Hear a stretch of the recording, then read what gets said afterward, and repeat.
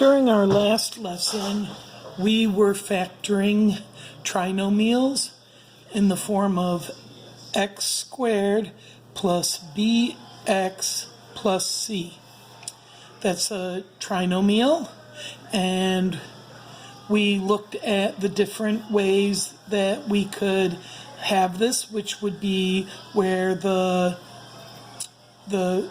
is the second degree term. It has an assumed coefficient of 1, so that's the kind we're talking about. But we can have it where the first degree is positive and the constant is positive, or the first degree is negative and the constant is positive, or the first degree is positive and the constant is negative. And then where the first degree one here is negative and the constant is negative. So if we're looking at these combinations, there's two different signs, and the one is always positive. So if we're looking at these two signs, if it's multiplying to a positive and adding to a positive, they both factors. Both factors are going to be positive when we're factoring this out, because that's what we're looking at, is factoring it. And if this one's multiplying to a positive but adding to a negative, they're both negative. Okay? And if we're multiplying to a negative, we have to have a positive and a negative. So one positive, one negative. And we look here to this sign. That's the sign of the larger. Because when we have a positive and a negative and we combine them, we subtract and keep the sign of the larger. And then, so if we're multiplying to a negative and adding to a negative, we have one positive and one negative also, but the larger one is going to be negative. Okay, so if we look at the file that I uploaded, it was page 493 in the textbook, and I'm going to work on number 17, and that is a squared plus 8a plus 15. And when we showed you how to factor this last time we were in having a lesson, we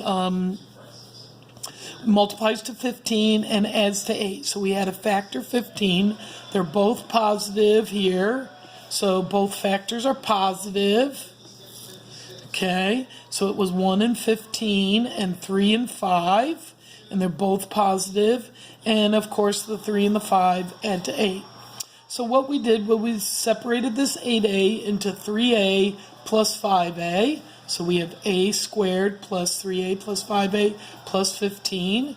And then we used parentheses and we factored out an a. And then the shortcut is to just do a plus 3 over here.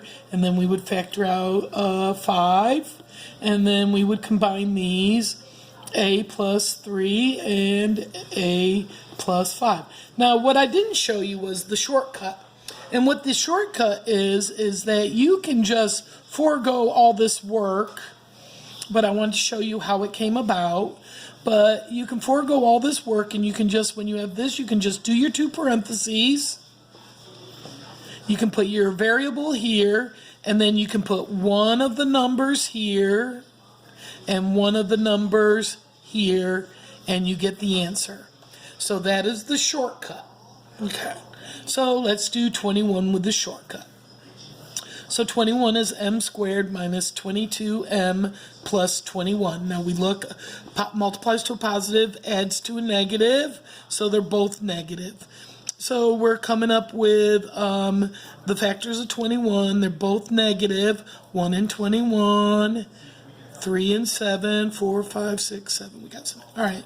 So they're both negative and multiplies there. Okay. So we just put the two parentheses, and we're just going to put the m, and then we put the two numbers. Okay, and then we check it. M squared minus 7m minus 3m. Oh, okay. I got the wrong ones. So when I checked it, I found I got the wrong ones. I was supposed to do 1 and 21. So m squared minus 2m minus 21m minus 1m is minus 22m and plus 21. So that is the check. So the shortcut is to do that. Now, on the page that I uploaded, you can do numbers 29, 30, 31, and then on the word problems, you can do numbers 34 and 56. No, let's do 54, 56, and 61 and 62. Well, we'll do 54 and 56, and then if you want an enrichment, in other words, you like to do math, then optional is 61 and 62, which are all one problem. And I will put up helps to these problems on the website, Google Classroom, so you can find them. And have a lovely day. If you have any questions, you can email me or you can message me in Google Classroom. It has an option of messaging where everybody can see it or private messaging. Either way is fine. Thank you.